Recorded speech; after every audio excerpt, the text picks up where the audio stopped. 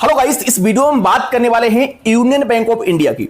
अगर आप अपना अकाउंट यूनियन बैंक में ओपन करना चाहते हैं या फिर पहले से कर चुके हैं और आप जानना चाहते हैं कि बैंक किस प्रकार का है, इस बैंक के अंदर हमारे लिए किस प्रकार की सर्विस मिलती है, इसके अंदर चार्जेस क्या लगाए जाते हैं अकाउंट पर, कौन कौन से लोग इस बैंक में अकाउंट को ओपन कर सकते हैं, किस प्रकार के अकाउंट मिलते हैं, क्रेडिट कार्ड मिलते हैं कि नहीं मिलते हैं, लोन मिलेगा कि नहीं मिलेगा, कर्मचारियों का व्यवहार कैसा रहता है, ब्रांच के अंदर अगर हम कभी जाते हैं तो क्या हमारा काम जल्दी यहां पर हो जाता है। ऐसे ढेर सारे क्वेश्चन हर व्यक्ति के दिमाग में चलते रहते हैं जब वो किसी बैंक में अकाउंट को ओपन करने जाता है। तो इस वीडियो में हम फाइनली यूनियन बैंक का रिव्यू करने वाले हैं और जानेंगे क्या ये बैंक आपके लिए सही है, अकाउंट को ओपन करना चाहिए या फिर नहीं। चलिए स्टार्ट करते हैं इस वीडियो को। नमस्कार, मेरा नाम मनीष प्रजापति, आप सभी का एक बार फिर से वेलकम एक न्यू वीडियो में।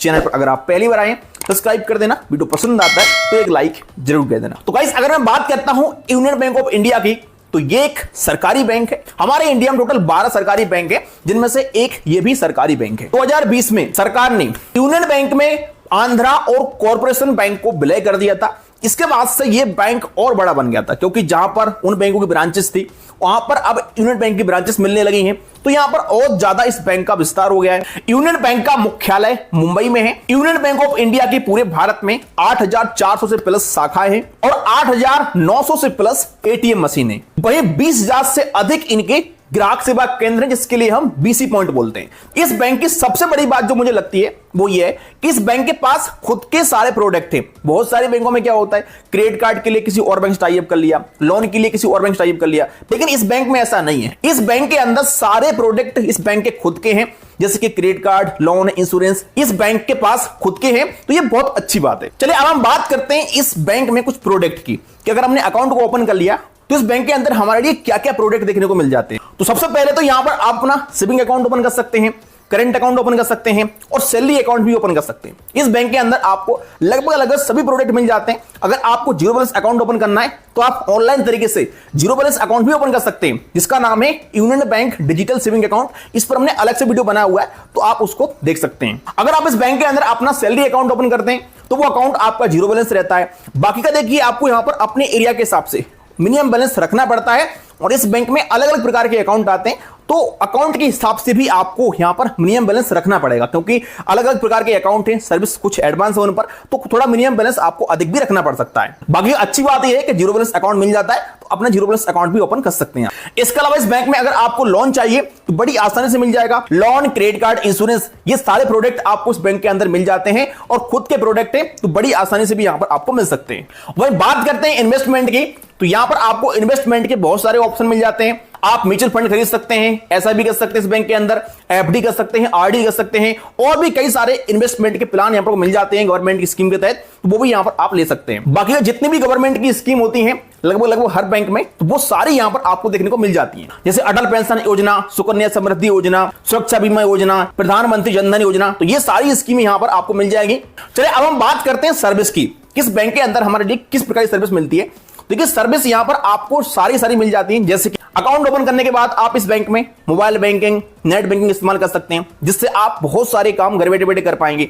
बाकी आप इस बैंक के अकाउंट को किसी भी यूपीआई ऐप से लिंक कर सकते हैं और यूपीआई पेमेंट के लिए भी इस्तेमाल कर सकते हैं। इस बैंक के पास रुपए क्रेडिट कार्ड है, तो आप इस बैंक का क्रेडिट कार्ड लेकर के और अपने बैंक अकाउंट की तरह अपने क्रेडिट कार्ड को भी इस्तेमाल कर सकते हैं, जिसमें अगर आपके पास पैसा नहीं है बैंक अकाउंट में तो क्रेडिट कार्ड से आपका पेमेंट यहां पर हो जाएगा। तो इस प्रकार से आपके लिए इस बैंक में ढेर सारी सर्विस मिल जाती है। अगर हम बात करते हैं कुछ एलिजिबिलिटी की, तो इस बैंक में अकाउंट ओपन करने के लिए आपकी एज 18 साल से प्लस होना चाहिए, भारतीय नागरिक होना चाहिए, आप अकाउंट को ओपन कर सकते हैं। अगर आपकी एज 18 प्लस नहीं है तो भी अकाउंट ओपन हो जाएगा, लेकिन उसके लिए आपको पेरेंट साथ में ले जाना पड़ेंगे, ब्रांच जाना पड़ेगा और पेरेंट के डॉक्यूमेंट के आधार पे आपका अकाउंट ओपन किया जाएगा। अगर हम डॉक्यूमेंट की बात करते हैं तो आपके पास आधार कार्ड, पैन कार्ड होना चाहिए, आपका अकाउंट आसानी से यहां पर ओपन हो जाता है। अकाउंट ओपन करने के प्रोसेस की बात करते हैं कि हम किन किन तरीकों से इस बैंक में अकाउंट को ओपन कर सकते हैं।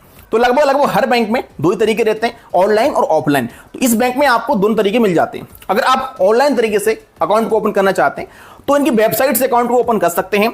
यहां पर आपको एक फॉर्म फिल करना पड़ता है, पूरा अपने डॉक्यूमेंट अटैच करने होते हैं और यहां पर आपको एक पीडीएफ फॉर्म मिल जाता है, जिसका प्रिंट निकलवा करके आपको एक बार ब्रांच में जाना होता है और अपने अकाउंट को वेरीफाई कराना होता है। आपका अकाउंट ऑनलाइन तरीके से ओपन हो जाता है। बाकी अगर आप ऑफलाइन तरीके से अकाउंट ओपन करना चाहते हैं तो आप यूनियन बैंक ऑफ इंडिया की ब्रांच में जाकर के अकाउंट को ओपन करा सकते हैं। चलिए हम बात करते हैं ब्रांच के कर्मचारियों के व्यवहार की। अगर हमने अकाउंट को ओपन कर लिया और कभी हम ब्रांच में जाते हैं तो हमारा यहां पर कितने जल्दी काम हो जाता है और ब्रांच के कर्मचारियों का व्यवहार कैसा रहता है। तो देखिए, बाकी सरकारी बैंकों की तुलना में अगर मैं बात करता हूं तो इस बैंक के ब्रांच के कर्मचारियों का व्यवहार काफी ठीक ठाक मुझे देखने को लगा।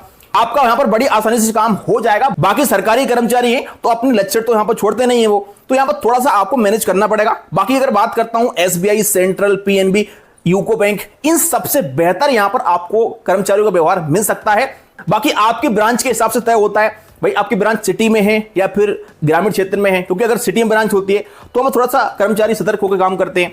वहीं अगर आपकी ब्रांच ग्रामीण एरिया में है या फिर सेमी अर्बन में तो वहां पर आपको थोड़ा सा ढीला ढाला काम मिल सकता है। बाकी देखिए, हर कर्मचारी का व्यवहार अलग अलग होता है, हर आदमी का नेचर अलग अलग होता है, तो आपको एक बार खुद से अपने नजदीकी जो ब्रांच है वो जाकर देखिएगा कि उनका ब्रांच का व्यवहार कैसा है। अगर आपको सही लगता है तो अकाउंट को आप ओपन कर सकते हैं। अगर मैं बात करता हूं चार्ज की, देखिए यहां पर आपके चार्ज अकाउंट के हिसाब से अलग अलग होते हैं। जैसे कि अगर आप यहां पर अपना जीरो बैलेंस अकाउंट ओपन कराते हैं तो उस पर आपको डेबिट कार्ड फ्री मिलता है, चेकबुक फ्री मिलती है, पासबुक फ्री मिलती है। वहीं अगर आप अपना सेविंग अकाउंट ओपन कराते हैं तो वहां पर आपको डेबिट कार्ड का चार्ज देना पड़ेगा अपने वेरिएंट के हिसाब से। लेकिन डेबिट कार्ड जैसे आपको मिलेगा तो फर्स्ट ईयर के लिए बिल्कुल फ्री रहेगा, कोई चार्ज आपको नहीं देना पड़ेगा। सेकंड ईयर से यहां पर चार्ज आपका कटना शुरू होता है और वो डेबिट कार्ड के हिसाब से अलग अलग होता है। आप अगर बेसिक डेबिट कार्ड लेते हैं रुपए वाला तो वही 125 वाला जीएसटी कटता है। वहीं अगर आप कोई हाई वेरिएंट का डेबिट कार्ड लेते हैं तो उसके हिसाब से चार्ज आपको देना पड़ेगा। मैं इस बैंक के चार्ज के ऊपर अलग से वीडियो बनाया हुआ हूं, तो आप वो वीडियो देख लेना, उसमें सबको चार्ज मैंने कवर किए। बाकी यहां पर आपके लिए पासबुक, चेकबुक फ्री मिल जाती है। अगर आप डुप्लीकेट पासबुक या फिर डुप्लीकेट चेकबुक लेते हैं तो उसका थोड़ा वो चार्ज आपको देना पड़ेगा। इसके अलावा इस बैंक में आपको एसएमएस अलर्ट का चार्ज देना पड़ेगा। 12 रुपए वाले जीएसटी चार्ज आपका हर 3 महीने में लग जाएगा एसएमएस का। बाकी अगर आपके लिए अपने अकाउंट में मिनिमम एवरेज बैलेंस रखना है और आप ये बैलेंस नहीं रख पाते तो नॉन मेंटेनेंस बैलेंस का चार्ज यहां पर आपको देना पड़ेगा और ये आपके अमाउंट के हिसाब से अलग अलग हुआ, कितना आपने बैलेंस मेंटेन नहीं किया है उसके हिसाब से चार्ज आपको देना पड़ेगा। तो अगर मिनिमम बैलेंस वाला अकाउंट ओपन कर रहे हैं तो प्लीज उसमें आप पूरा बैलेंस रखिएगा, वरना यहां पर चार्ज आपको देना पड़ेगा। बाकी देखिए, हर बैंक में सेम चार्ज होते हैं, जैसे कि ईसीएस का चार्ज हो गया, चेक बाउंस का चार्ज हो गया, या कोई और आपने कुछ अपडेट कराया, तो ये सब चार्ज लगभग सेम होते हैं। अगर मैं सबको चार्ज बताऊंगा इस वीडियो में आपको तो वीडियो काफी लंबा हो जाएगा। चलिए अब हम बात करते हैं फाइनली किस बैंक में हमारे लिए अकाउंट को ओपन करना चाहिए कि नहीं करना चाहिए। देखिए, अगर आप चाहते हैं कि सरकारी बैंक में बेहतर सर्विस मुझे मिल जाए, अच्छी बैंक में अकाउंट ओपन करना चाहते हैं तो यूनियन बैंक ऑफ इंडिया आपके लिए बेस्ट साबित हो सकती है। यह बात मैंने पर्सनली देखी है। एसबीआई, सेंट्रल, पीएनबी या फिर जो और भी बैंक हैं कैनरा वगैरह, ये सबसे बेहतर सर्विस मुझे इस बैंक में देखने को मिली। बाकी इस बैंक के पास खुद के प्रोडक्ट है सारे, तो आपको क्रेडिट कार्ड वगैरह बड़ी आसानी से मिल जाएगा प्री अप्रूव बेसिस पर। अगर कभी लोन की आवश्यकता पड़ती है